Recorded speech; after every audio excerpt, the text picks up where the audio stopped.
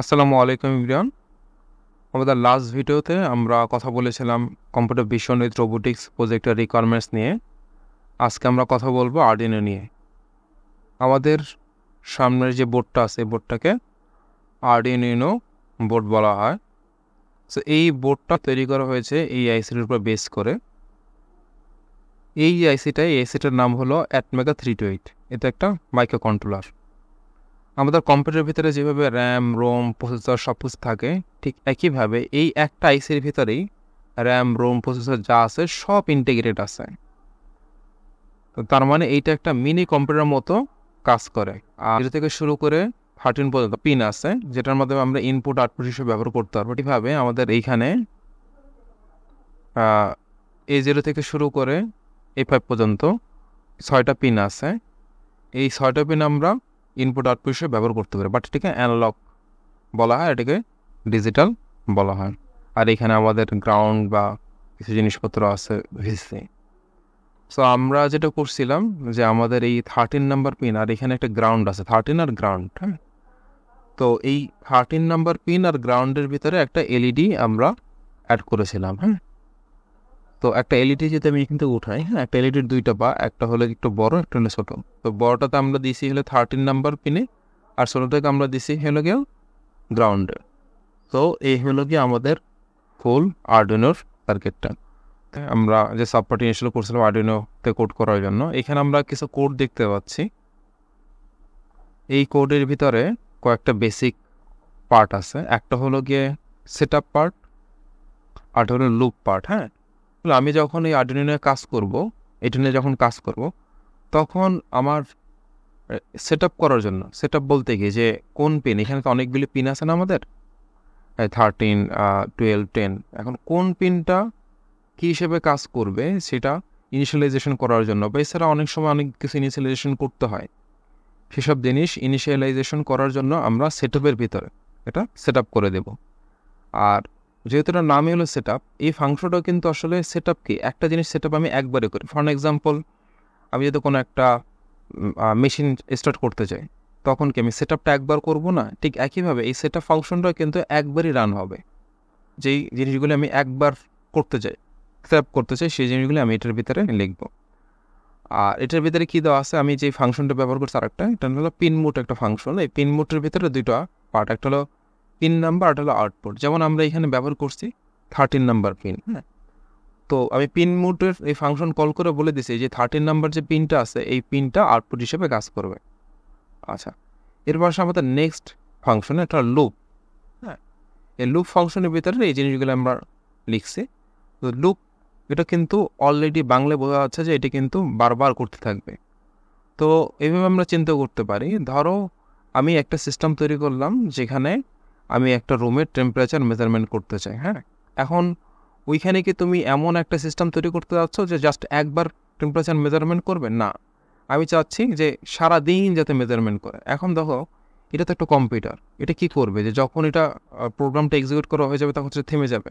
But এই যে লুপের ভিতরে যখন আসবে, তখন যেটা হবে, এটা বারবার ঘুরতে থাকবে। মানে উপর থেকে নিচে আসবে, উপর থেকে নিচে আসবে, বারবার এভাবে উপর থেকে নিচে এই জায়গার ভিতরে ঘুরতে থাকবে। তার ফলে যেটা হবে যে এই কোডটুকু, এই লুপের ভিতরে যে কোডটুকু থাকবে, এই কোডটুকু বারবার এক্সিকিউট হবে। মানে এই আমাদের এই লুপের ভিতরে আমরা একটা কোড করছি, এই কোডের ভিতরে আমরা দুইটা ফাংশন বেসিক্যালি কল করছি। একটার নাম হলো ডিজিটাল রাইট, আরটা হলো ডিলে। তো ডিলে ইটসেলফ কিন্তু বোঝা যাচ্ছে এটা ডিলে করার জন্য ব্যবহার হয়েছে।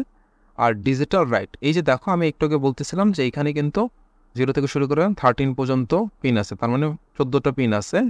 আর এখানে A0 থেকে শুরু করে A5 পর্যন্ত পিন আছে, তার মানে এখানে আছে আমাদের অলমোস্ট 6টা। তো এই পিনগুলিকে বলা হয় ডিজিটাল, আর এগুলিকে বলা হয় অ্যানালগ।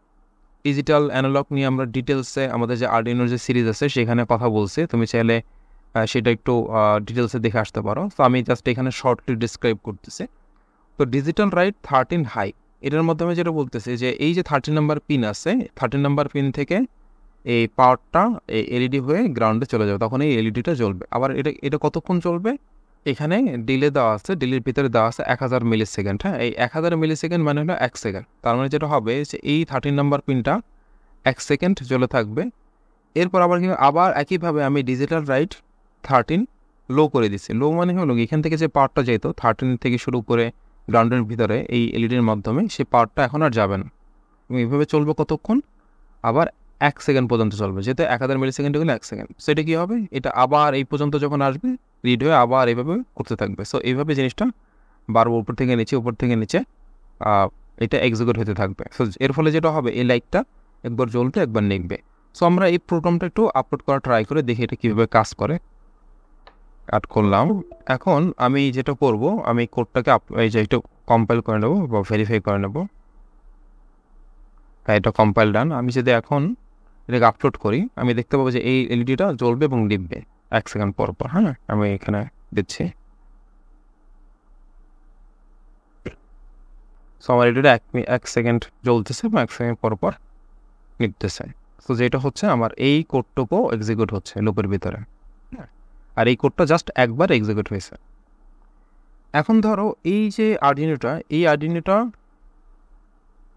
আর আমার যে কম্পিউটারটা, এই দুটোর মধ্যে আমি যে চাই একটা কমিউনিকেশন তৈরি করার জন্য, তাহলে কমিউনিকেশনটা কীভাবে হবে? দেখো, এই তারের মাধ্যমে, এই তারটা কোথায় গেছে? এই তারটা কিন্তু গেছে আমার প্রোগ্রামটা আপলোড করার জন্য কম্পিউটারের সাথে লাগানো আছে। দেখো, এখন কিন্তু যে লাইটটা জ্বলতেছে, এই লাইটটা কিন্তু এই কোডের কারণে এই কম্পিউটার চালাচ্ছে না, কিন্তু এই আর্ডিনোই কিন্তু চালাচ্ছে। এখন যদি আমি অন্য কোথাও থেকে পাওয়ার দিতাম, তাও কিন্তু লাইটটা জ্বলতে নিত। আমি যখন আপলোড দিয়েছি তখন এখান থেকে কোডটা আসার পরে এইটার ভিতরে আপলোড হয়ে গেছে। এই মিডি কম্পিউটারের সাথে আমি যদি আমার একটা কম্পিউটারের কানেকশন তৈরি করতে চাই, তাহলে সেই কানেকশন বা কমিউনিকেশন আমি করতে পারবো। সেই কমিউনিকেশন করার জন্য আমার যে ফাংশনটা দরকার হবে, সেটা হলো গিয়া সিরিয়াল কমিউনিকেশনের মাধ্যমে সিরিয়াল বিগিন নেমে আমার একটা ফাংশন কল করতে হবে। তো আমি কী করবো, এইখানে সিরিয়াল কমিউনিকেশন করব এইটার সাথে থেকে আমার যে ল্যাপটপ আছে বা আমার যে কম্পিউটার আছে সেটার সাথে একটা কমিউনিকেশন এস্টাবলিশ করতে চাই। হ্যাঁ, তো এই জন্য আমি কী করলাম, serial.begin দিলাম। হ্যাঁ, বিগিন দিয়ে এখানে বলে দিলাম যে আমি যে কমিউনিকেশনটা করবো, সেই কমিউনিকেশন কত স্পিডে করব, সেটা বলার জন্য আমি এখানে এটা মেনশন করে দিলাম। 9600 বট রেটে আমি এই কমিউনিকেশনটা করতে যাচ্ছি। সো কমিউনিকেশন আমি কী করতে যাচ্ছি, ধরো ফর এক্সাম্পল আমি চাচ্ছি যে প্রতিবার যখন একবার লাইটটা জ্বলবে নিবে এটার পরে এখানে আসার পরে যেটা হবে, যে এখানে আসার পরে একটা লাইন প্রিন্ট হবে, যে লাইনে আসবে হলো সাকসেস। তো এটার জন্য আমার যেটা করতে হবে, আমার একটা ফাংশন আছে যেটার নাম হলো serial.print, ফাংশন নাম হলো serial.print সাকসেস। এটা আমি কোডটা আপলোড করে যেটা হবে, যে আমার এই যে আর্ডিনোটা আছে, আর্ডিনোটা যেটা করবে প্রতিবার যখন এই লাইটটা জ্বলবে নেবার পরে শেষে এসে সে যেটা করবে, সাকসেস নামে একটা জিনিস সে প্রিন্ট করবে, একটা কমিউনিকেশন করবে। কোথায় কমিউনিকেশন করবে? সে এই আর্ডিনোটা এই তারের মাধ্যমে এই লেখাটা পাঠাবে কোথায়? এই লেখাটা পাঠাবে আমার এই কম্পিউটারের মধ্যে পাঠাবে, যার কারণে আমি এই সফটওয়্যারের মধ্যে দেখতে পাবো যে সাকসেস লেখাটা। সো এটা যে প্রথমে আমার যেটা করতে হবে, এটা আপলোড করতে হবে। আমি আপলোড করে এটা আপলোড করার পরে আমার এইখানে সিরিয়াল মনিটর নামে একটা জিনিস আছে, আমি যেটা ওপেন করি,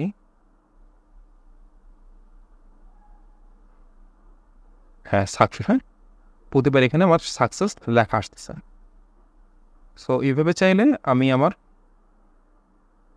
আর্ডিনো এবং ল্যাপটপের ভিতরে বা কম্পিউটারের ভিতরে একটা কমিউনিকেশন তৈরি করতে পারি। তো নেক্সট ভিডিওতে আমরা যে কোড নিয়ে কাজ করেছিলাম আমাদের প্রজেক্টে, সেই কোডটা নিয়ে আমরা কথা বলবো। তো সবাইকে ধন্যবাদ এই ভিডিওতে আমার সাথে থাকার জন্য।